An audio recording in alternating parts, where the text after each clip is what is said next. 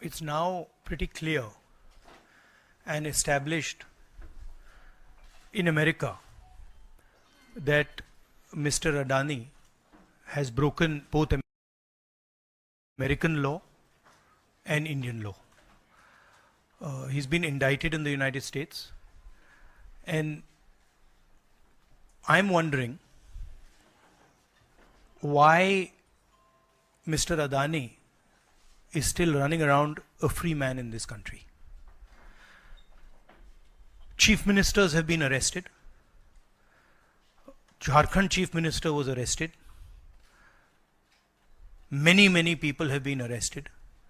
And Mr. Adani has done apparently 2,000 crore scam, multiple others probably, but he's scot-free. He's running around. There's no problem. There's no investigation. And we've been raising this again and again and again. We've been raising it with the Madhvi Buch issue. We've been raising it. And it's a vindication of what we've been saying. The Prime Minister is protecting Mr. Adani.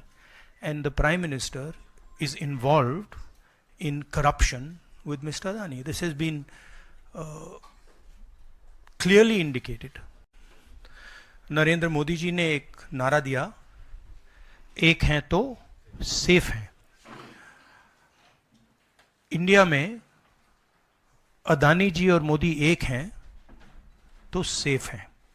Hindustan में अदानी जी का कुछ नहीं किया जा सकता. Chief minister 10-15 crore के लिए अंदर चले जाते हैं और अदानी जी 2000 करोड़ रुपए का स्कैम करते हैं और वो बाहर घूम रहे हैं. कारण है कि प्रधानमंत्री उनको प्रोटेक्ट कर रहे हैं. अमेरिका में इंडाइटमेंट हुआ है अदानी जी को. 2000 करोड़ रुपए का स्कैम है. हिंदुस्तान में उन्होंने क्राइम किया है, अमेरिका में क्राइम किया है. ये अमेरिका के इन्वेस्टिगेशन ने कहा है, मगर हिंदुस्तान में अदानी जी के खिलाफ कुछ नहीं हो रहा. और ये हम मांग बहुत दिनों से कर रहे हैं.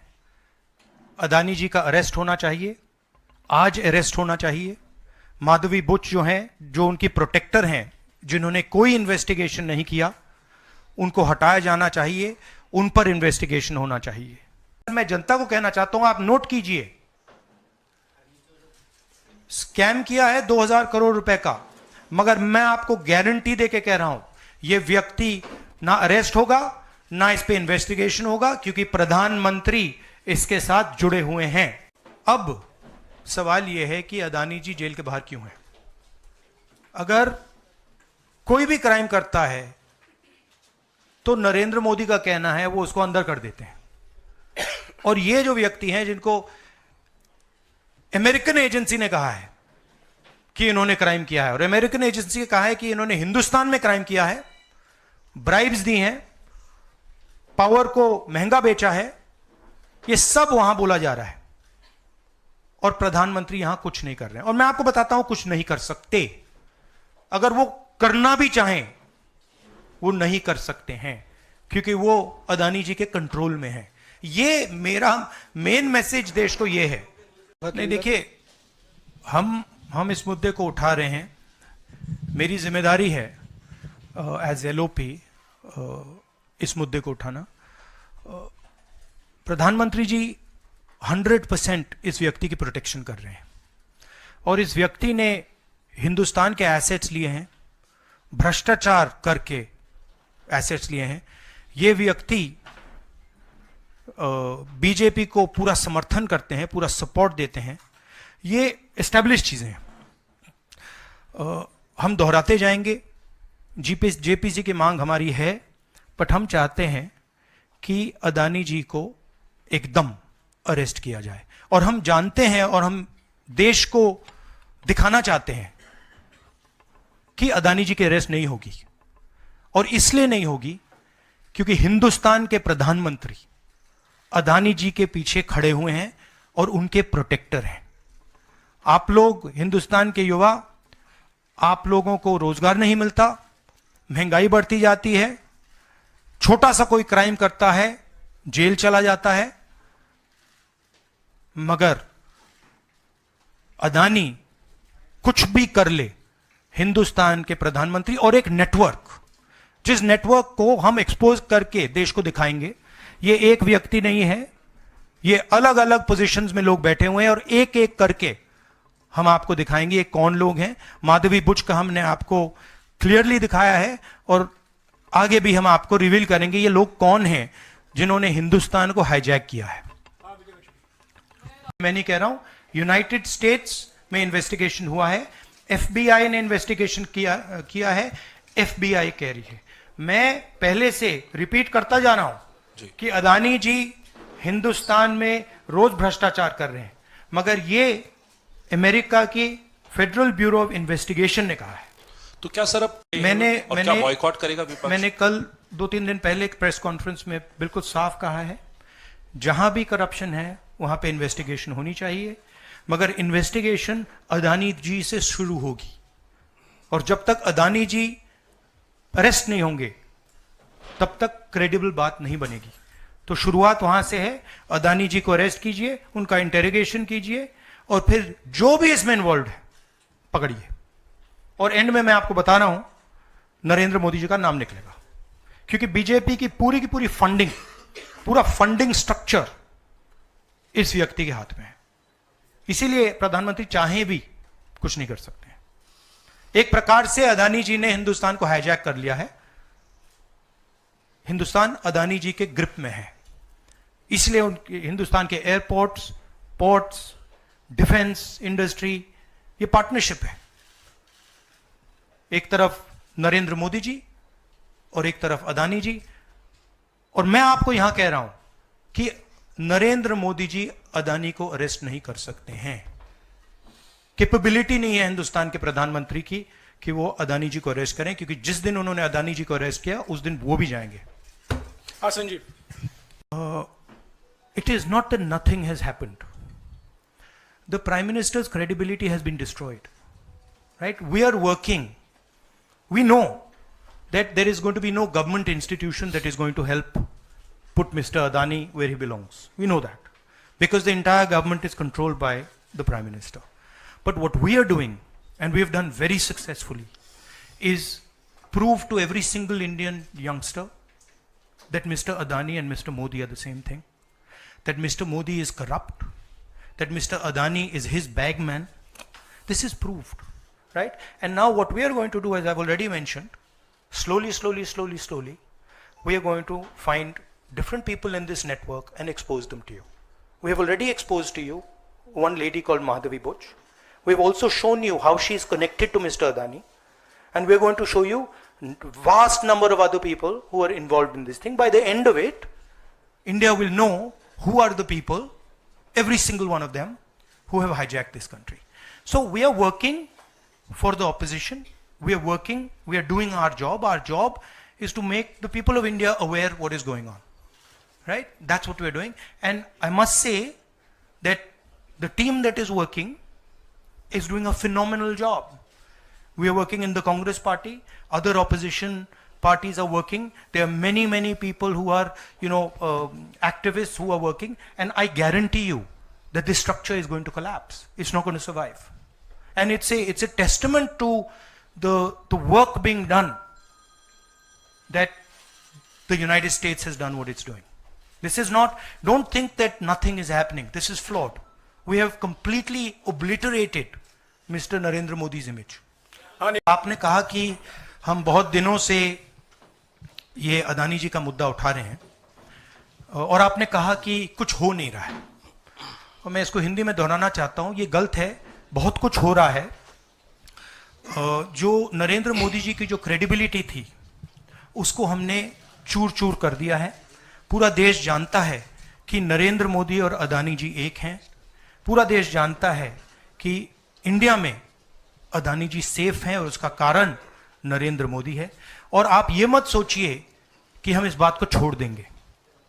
हम आस्ते आस्ते आस्ते आस्ते देश को ये पूरा का पूरा नेटवर्क दिखा देंगे। ये कौन लोग हैं, कहां बैठे हैं, किस किस स्ट्रक्चर में बैठे हैं। माधवी बुच हमारा पहला उदाहरण था। हमने दिखाया कि माधवी बुच ने अपना काम नहीं किया, उसका कारण भ्रष्टाचार था, उसका कारण कॉन्फ्लिक्ट ऑफ इंटरेस्ट था, हमने दिखाया, उनको हटाया नहीं गया है। बट देश जानता है और हिंदुस्तान का हर रिटेल इन्वेस्टर जानता है कि Madhavi Buch is corrupt and Madhavi Buch is protecting mister Adani.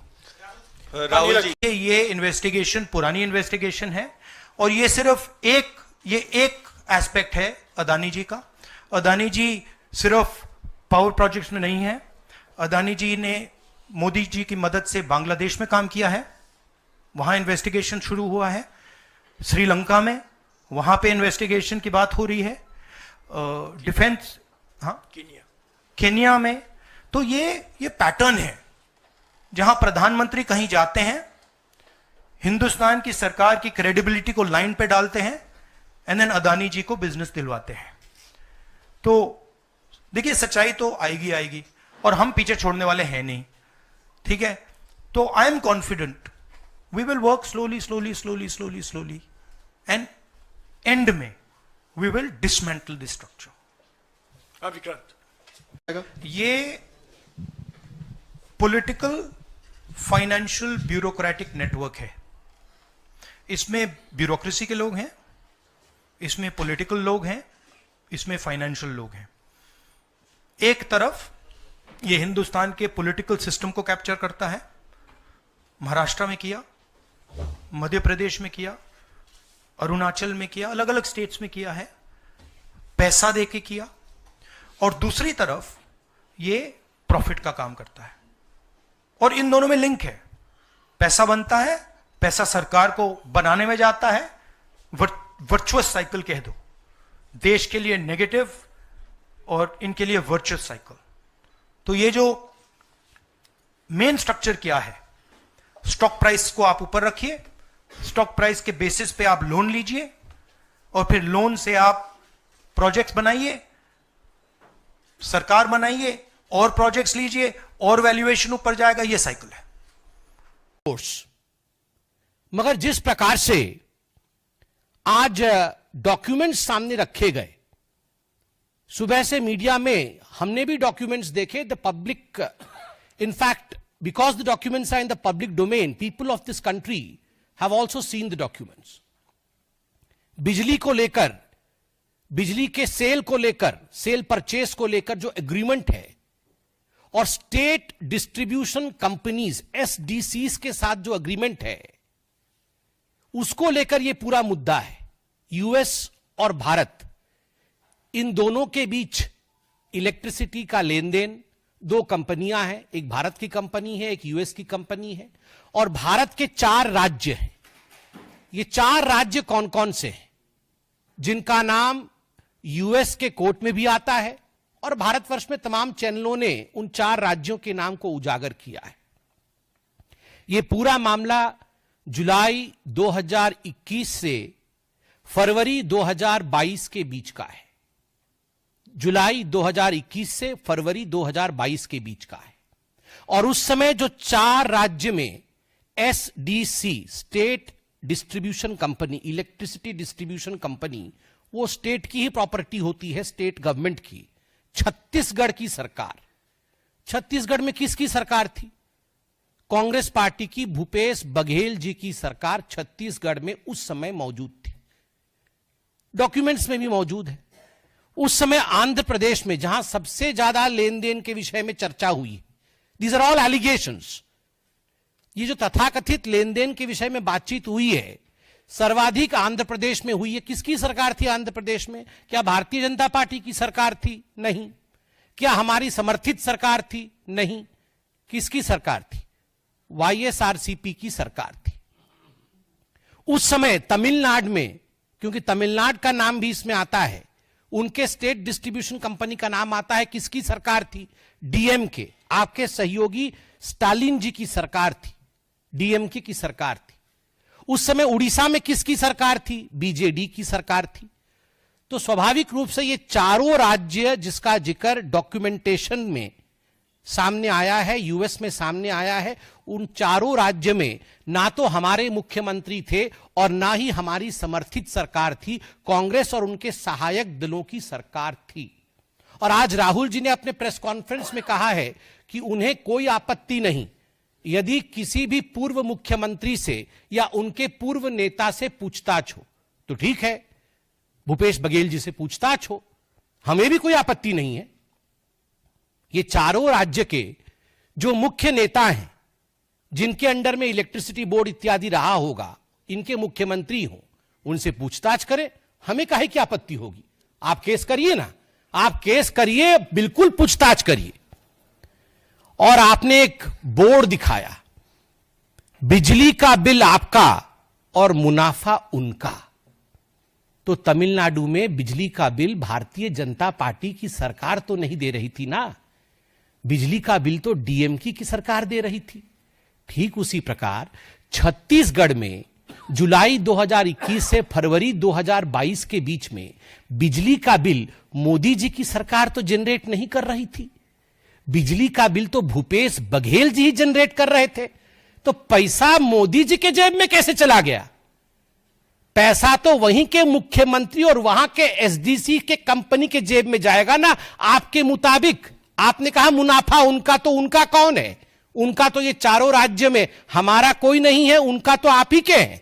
तो इसका जवाब राहुल जी आप दीजिए। राहुल जी ने आज बार बार कहा मोदी जी की क्रेडिबिलिटी खत्म हो गई, मोदी जी आज से क्रेडिबल नहीं रहे, अडानी के पीछे मोदी जी खड़े हैं, इसलिए आज से उनकी क्रेडिबिलिटी ग्लोबल स्तर पे खत्म हो गई।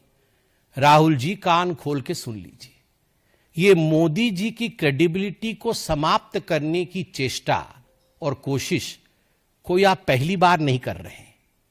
सन 2002 से मोदी जी की क्रेडिबिलिटी को ध्वस्त करने की चेष्टा आप, आपकी माताश्री और आपकी पार्टी लगातार कर रही है।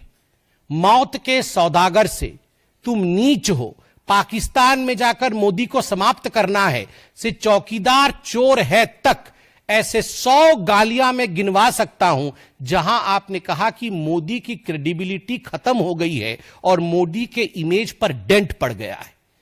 मगर राहुल जी, जब आप पीसी कर रहे थे और जब मैं पीसी कर रहा हूं, तो हमारे देश के आदरणीय प्रधानमंत्री नरेंद्र मोदी जी की क्रेडिबिलिटी आज इतनी हाई है कि हमारे देश से कोसों मील दूर, हजारों मील दूर दूसरे देश में आज हाईएस्ट सिविलियन अवार्ड उन्हें दिया जा रहा है। यह है मोदी की क्रेडिबिलिटी। ना मौत के सौदागर से मोदी जी की क्रेडिबिलिटी पे डेंट पड़ा, ना चौकीदार चोर है कहने से मोदी जी की क्रेडिबिलिटी पे डेंट पड़ा, क्योंकि देश की जनता जानती है कौन क्रेडिबल है और किसकी क्रेडिबिलिटी नहीं है। देश की जनता सटीक भाव से जानती है। बंधुगण, स्ट्रक्चर की बात हुई है कि बहुत बड़ा स्ट्रक्चर है, हम स्ट्रक्चर दिखाएंगे। अरे राहुल गांधी जी, हमें भी पता है, हमें भी पता है आपके स्ट्रक्चर के विषय में। ये इल्हान ओमर और ये जॉर्ज सोरोस, ये जो आपका स्ट्रक्चर है ना, अंतरराष्ट्रीय स्ट्रक्चर, इस स्ट्रक्चर के विषय में हमें भी पता है। और आपके स्ट्रक्चर का नियत क्या है? आपकी जो अंतरराष्ट्रीय स्ट्रक्चर है वो भारतवर्ष के मार्केट के ऊपर आघात करना चाहती है, निरंतर आघात करती रहती है। ये गांधी परिवार और ये कांग्रेस पार्टी ये सहन नहीं कर सकती है कि आज भारत की अर्थव्यवस्था विश्व में तीसरे नंबर की ओर बढ़ रही है। अभी हम चौथे नंबर पर हैं और विश्व में यथाशीघ्र हम तीसरे नंबर की अर्थव्यवस्था होंगे। यह राहुल गांधी और गांधी परिवार, कांग्रेस पार्टी ये सहन नहीं कर पा रही है, इसलिए ये इंडिया के मार्केट के ऊपर, भारत के मार्केट के ऊपर आक्रमण पे आक्रमण कर रही है। आज सुबह 4 बजे से इनका पूरा स्ट्रक्चर लगा हुआ है, ट्वीट करना, सोशल मीडिया में इन्फ्लुएंस करना, अंतर्राष्ट्रीय मार्केट में एक मैसेज देना और इंडिया के मार्केट को गिराने का प्रयास करना। लगभग 2.5 करोड़ निवेशक, छोटे निवेशक, जिन्होंने अपनी पूंजी, कम धन का निवेश, अपनी पूंजी जिन्होंने शेयर मार्केट में लगाया था, आज उनको भारी नुकसान झेलना पड़ा है। छोटे निवेशकों को, लोअर मिडिल क्लास के लोगों को 2.5 लाख 2.5 करोड़ लोगों को, माफ करिएगा, 2.5 करोड़ लोगों को ये झेलना पड़ा है। ये आप निरंतर जो भारत के मार्केट के ऊपर कई प्रकरण रहा है, इससे पहले भी आपने कई प्रकरणों के माध्यम से भारत के मार्केट के ऊपर हमला करने की कोशिश की है, ताकि मार्केट डिप करे, मार्केट गिरे और इंडिया की इकोनॉमी पर अटैक हो। और राहुल जी, आपने आज कहा कि अडानी के पीछे मोदी है, तो हमारा भी सवाल है, यदि अडानी के पीछे मोदी है तो क्या कारण है कि कांग्रेस के सरकार के समय, भूपेश बघेल जी के सरकार के समय छत्तीसगढ़ में 25,000 करोड़ रुपए का निवेश अडानी की कंपनी ने किया? क्यों लिया आपने 25,000 करोड़ रुपए का निवेश जब आपकी सरकार थी छत्तीसगढ़ में? जब राजस्थान में अशोक गहलोत जी की सरकार थी, 65,000 करोड़, 65,000 करोड़ रुपए का निवेश अडानी की कंपनी ने राजस्थान में अशोक गहलोत जी के समय उनके सरकार में किया था।